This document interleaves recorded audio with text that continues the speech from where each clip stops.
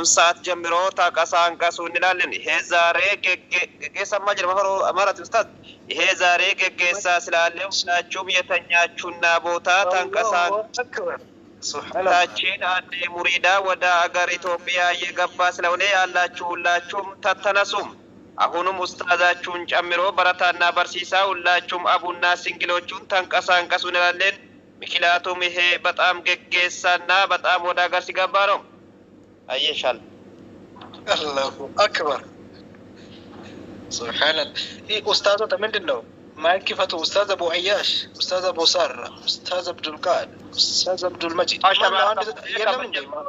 ያለ ተብቶ ተከኛ ጉያራ ከና ሶዶ ሰበር ዜና ቀምናም በረቱ መርከዛ አቢበክሪ ካንታቴ አዴ ሙሪዳን ጉያራ ከና ገራቢያ ገሉዳፍ ኮፒንቱ ሙራሙ ሚዲያሌን ገባሳ ጅሩም አዴ ሙሪዳን ቱርቲ ወጋ ሄዱ ቦዳ ገራቢያ ኢሳኒ ካንገላ ጅራ የሮ ተው ሲመና መርከዛ ፊ ለፈረቲስ አካጋሪቲ ጎዳማ ፊጅራም ገጌቲ መርከዛ ኬሰቲ ሾሮላና ቀብዱቱን አከሱማ ሰሞ ማሃላ ጋሪ ቀቡ ፊ መርከዛ ኬሰቲ አመላ ጋሪ አገርሲፍቴ ጉያራ ከና ገራቢያ ገጌሱዳፍ ኬሱሞኒ ሄዱን ካበራንገ ኪባ ዱፋ ጅሩም alwal fakatun yero amma kana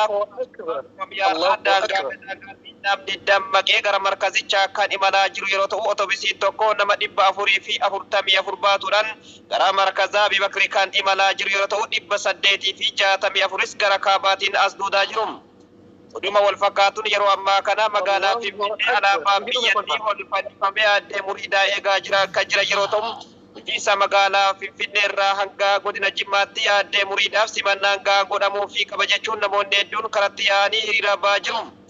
Yaadhaa kanas simannaa isaanii irratti namoonni hedduun kan argaman yeroo ta'u dargaggeettiin tun waggaa 7 oliif biyya ormaa jiraachuu dubbatama. Waggaa 7 oliif biyya ormaa erga jiraatanii booda doktora kabajaa ta'uudhaan gara biyyaa kan galan yeroo ta'u doktorummaan isaaniitiin argatan nyaata gosa garam akkasumas ammoo nyaatota gosa garaagaraa tolchuu shaayii dhaabuu buna dhaabuu fi manneen garaagaraa tolchuu irratti addee muriidaan yeroo ammaa kana sumayyoota keessaa darajaa argachuudhaan doktora ta'anii galan. Anuma wal fakkaatuun gaafa biyyaa baan addee muriidaan kun nyaata godhuu kan hin beekne yoo ta'u erga biyyaa baanii guyyaarraa kana bifa addaatiin kabajamanii galan. Oduma wal fakkaatuun ustaadii fi barsiisaan isaanii ustaaz Abu Sarrar waa'ee yeroo dubbisan barattooti yaqaalii fi gaariin Yarra kana sigeggeessu kotti gama tokkoon ni rifada gama tokkoon ni gammadaa jedhanii jiru. Laati osoo asuma keessa taatee natti tola ture garuu guyyaan rabbii oolchaan qabdu nagayaan nuuf gale jechuudhaan bakka barattoota isaanii bu'anii geggeessan. Anuma wal fakkaatuun akkasumas ammoo keessummoonni guyyaarraa kana dhufanii isii geggeessanis haala gaariidhaan simannaa addaan geggeessaa jiru. Addee muriidaan tun dhalattuun isaanii yeroo dhalattuu godina Jimmaa yeroo taatu yeroo ammaa kana gara biyyaa galuudhaaf qophii irra jiraniif. Dalli Oromootun waggoota hedduu biyya ormaa jiraatus garuu halkan laannee har'a gara biyyaa galuu isiitti gama tokkoon gammachuu fi gama tokkoon gadda wal keessaa fakkataan kabajatten. Gama tokkoon narrifadhaa gama tokkoon ammoo inni gaddaa kan jette shamarreen tun sababni isaatis maatii kootti gammaduu galuu ni gammadaa garuu ammoo hiriyoota koo gatee galuu hedduu tokko rifadha jetteen ammas ammoo daataa guuttadhee isinirraan fagaadhu jechuudhaan waadaa addaa irra deebi'anii haaromsan. Alum wal fakkaatu haala guddina isaanii yeroo himan addee muriidaan tun abbaan isaanii abbaa biyyarraa bara 1960 keessa akkasumas ammoo harmee isaanii addee Faatumaa abbaa Jissarraa kan dhalatan yeroo ta'u dhalattuu godina Jimmaa aanaa Shaboo Sireeti isheen tun achitti dhalattee achumatti guddatte dhalootaa fi barnoota isaaniis achumatti kan guddatan yeroo ta'u nama jireenyaaf harkaan dhaadde ta'uu dubbatti. Anuma wal fakkaatuun yeroo biyya jiru takka nama jilbiifannee fi akkasumas ammoo maatii koo keessatti illee nama harkaan laannee ture biyya isa erga bahee waa hedduun jijjiiramee jira jechuun guyyaarraa kana dubbatan. Akka maddeen ni kennaa addeessaa jiranii fi akka maatii naannawa sanirraa qoranneetti dargaggeettiin tun dargaggeettii amala gaarii qabduu fi akkasumas ammoo hawaasa naannoo sanii biratti kabajaa guddaa qabdu ta'uu dubbatama. Anuma wal fakkaatuun abbaan isaanii obbo Abbaa Biyyaa yeroo dubbisnu akkas jechuudhaan waa'ee barattuu isaanii dubbisan.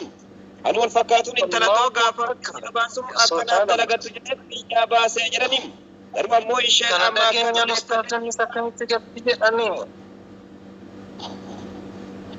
Anuma wal fakkaatuun isaa yeroo dubbatan intalli too yeroo ammaa kana barnoota barataa jirti jechuudha ga'ee baay'ee tokko gammadee jiranii jiru.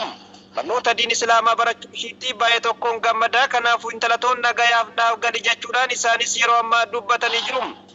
harmeen isaanii adde Faatumaan yeroo dubbatan waa'ee intala isaanii intala tattoo nagaan naagalim anis qophaa'ee sisimadhee jira korbeessa osoo hin taane sangaan tokko guyyaatti bakka kootti gadi buuteef siif qalama jechuudhaan isaanis waadaa galan.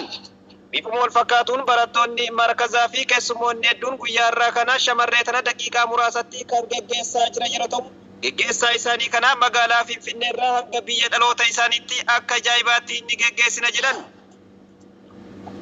Oduma wal fakkaatuun amiironni markazaa Abubakar Siddiq yeroo dubbatan amiiri tokkoffaan Ummu Naahil yeroo dubbattu barattuu fi intalatoo karaa nagayaa naaf galii jechuudhaan xiqqoo akka waan booyuu taanis garuu gara tokkoon gammachuu qabna jedhan. Sababni isaatis maatiitti galuu ishiitti gammachuu guddaan natti dhagayamaa kanaaf galii jechuun amiirattiinis geggeessan. Amiira lammaffaa markaza kana kan ta'an adde Samiraa yeroo dubbatan karaa nagayaa nuuf galii barattuu qaalii fi gaarii namaa amala qabeettii teennaa karaan duyda lukkuu siifaa ta'u jechuun isaanis geggeessan.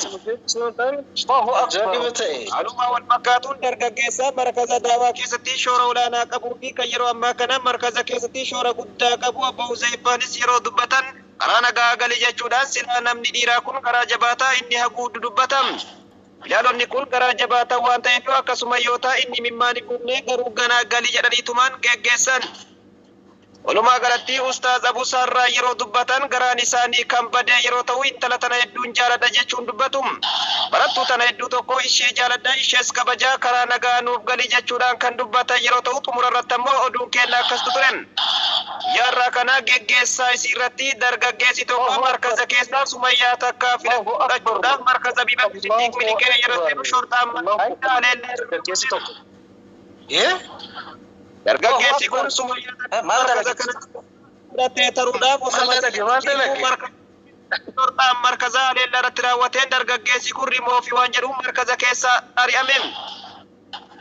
Haaluma wal fakkaatuun guyyaa irraa kana ibsa laateen Ustaaz Abu Sarraan aleellaa sirriitii kan jedhan dargaggeessi kun yakka raawwatu waan tureefu isaaf mala jedhanii jiru.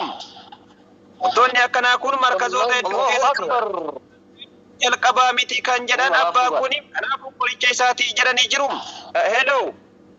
Tole adde Muriidaan gara biyyaa galaa jiranii magaalaa Finfinnee irraa hanga godina Jimmaa hanga bayya dhaloota isaatti keessummaan gaara akka godhamu gaafannee turre mee isin maaltu akka gartee gara biyyaa galtu isii kakaase? Tole obboleessa isiitii galatoomisii jira obboleessa koonu affeeruu keetii fi guyyaa irraa kana dhugaadha obboleettii teenya galaa jirtii dhageenye baay'ee tokko gammadnee gammachuu guddaan nutti dhagayamaa mee dursa obboleessa keessan eenyu? Tole maqaan kiyya Alamuddin abbaa biyyaa jedhama obboleessa isiitii kanaafuu obboleettii teenya kana guyyaa irraa kana sangaa guddaa tokko karaarra dhaabneetti kan eegaa jirru simannaa tole obboleessa keenya keessumaa guddaa jira oduun mee Muriidaan tun isin biratti maali akkami haalli isii akkami? Gaafii gaariidha ishiin tun nama amala gaarii qabudha kanaafuu hedduu tokko gammannee mee maamatti nuu kennuu dandeettu? Itti kennina rakkoon qabu tole hello maama. Salaamu alaikum. Tole mee gammachuu keessan maal fakkaata? Gammachuu guddaa qabaa intalli dhiira gaannaa galatti kaarra butaa'etu wani siiqa qabaa tokko. Tole gammachuudha dhugaadha haaluma gaariidhaan mee isii tana akkamitti ibsitan? Isii ta'umatti ibsuu qabu biyyaa baatee osoo ofiin jijjiiramina na jijjiirtee rakkina beeknisa nu baaftee rakkoo nagaannoo galaa jirti gammachuu guddaa qabaa nagaannaa gali jedhan. Tole ulfaadha. Mee isin akka haadha isii guddisee tokkootitti intalti teessan darajaa kana geettee barnoota irrallee jirti quraanallee qaraatii namallee qaraasiftii haaluma fakkaata mee isin as geetti jettanii yaaddanii beektu? Mageetti jira garuu quraana qaraatii kana dhaga'ee baay'ee tokko man gammadee naa garee naa jabaadhu jechaan ittuma ture kunoo irra gartee dhagayannaa galaa jirti akkasumas ammoo simannaan namoonni godhaa fi jiran irratti turee jira Ustaaz Abu Sarraa dabalatee akkasumas ammoo namoonni guyyaa irraa kana ishee simatanaa galatoomanii isaaniin jechuu barbaada. Tole mee geggeessaan guyyaa irraa Ustaaz Tamaam jedhamu isaaniinoo maal jettan? Isaanillee olmaatanii jabaadhaa galatoomaa isaaniin jechuu barbaada keessummoota guyyaa irraa kana asirratti argamtanii isiin geggeessitan ulfaadhaa jiran. Tole galatoomaa isinillee mee xumura irratti wanni isin dhaamtan jira? Eegaa wanni nu dhaamnu gartee barattoota barataa jirtanii jabaadhaa zamana keenya san barnoonni hin jiru nuti hin baranne isin ammoo carraa gaarii qabdanii baanaa jala ciiftanii tumaan barataa jirtanii carraa kanatti fayyadamaa jechuu ni barbaada. dhugaadha wallaalaan bishaan Allahu akbar masha Allah keessummoota hedduu jira hin gabaabina mee abbaan biyyaa hoo isin bira jiru? Abbaan biyyaa das. Hello. Hello. Baga gammaddan kaa guyyaa irraa kana intalti teessan gara biyyaa galaa jirti. Isinillee abbaa biyyaati. Intaltillee gara biyyaa jirti. Abbaa biyyaa eda'uu biyyaa walitti biyyaa. Mee maal gammaddan isin? Dhugaa dubbachuuf gammachuu guddaan na dhagama ilma koo intalatiyya agartee baay'ee tokko jaaladhaa darajaa guddaa kanaan nageettee rabbi nagayaan na galchu akkasumas ammoo ustaaz Abusaarraa dabalatee barattoota markaza Abubakar Siddiqillee akkasumas ammoo geggeessitoota sagantaa akkasumas ammoo hunda isaaniitu galatoomaanii jechuu barbaada. Tole kaa hedduu galatoomaa baga gammaddan isiniin jechuu barbaadna nutis intalti teessan nagayaan tagaltu haa taatu asumarratti kan gabaabsinu ta'a. Akkuma isin argaa jirtan abbaan isaanii yeroo dubbatan intala tantoo hedduu tokko isii jaaladhaan nagayaan naaf gali jedhanii jiru. Haaluma wal fakkaatuun abbaan isaanii yeroo dubbatanii magaalaa Finfinnee irraa hanga godina Jimmaatti simannaan akka godhamuuf waliin haasayaa jirra jedhanii jiru. Kanaafuu addee muriidhaan akkuma biyyatti gadi bu'aniin xiyyaaraan balali'anii godina Jimmaa magaalaa bareedduu kan qubatan yeroo ta'u achirraa immoo akka bakka dhaloota isaanii liyyuu hayiliidhaan akka isaan eeganis nutis asii ajajnee jirra. Dargaggeettiin tun biyya ormaa waan turteefu kanaafuu qaamni tokko karaarraa nu jalaa dabarsuu danda'a waan ta'eef qaama gahaan akka nu eedan kabajaan warra biyyaa gaafannam. Kana ustaaz Abusaarraa faatti dhiibnee jirra. Nuti gama kennaan waan barbaannu asii goonee geggeessine jirra. Warroonni biyya jirtan darajaa kanaan akka geettan kabajaan isin gaafannam. Haaluma wal fakkaatuun namoonni hedduun guyyaarraa kana magaalaa Finfinneetti ababaa garaagaraa qabatanii kan dhufan yeroo ta'u dargaggoonni hedduun ishee tana simachuudhaaf ababaa baatanii magaalaa Finfinnee dhaabataa jiru. Garuu dargaggoonni kunniin maaliif ababaa baatanii dhaabbatan jennee yeroo nuti gaafannu lakkii simannaadhuma obboleeyyaniiti jechuudhaan shakkii hamaa keessa waan nu galchaniifu kanaafuu intala tanaa eegumsi gahaan godhamuu fi qaba jechuu barbaanna.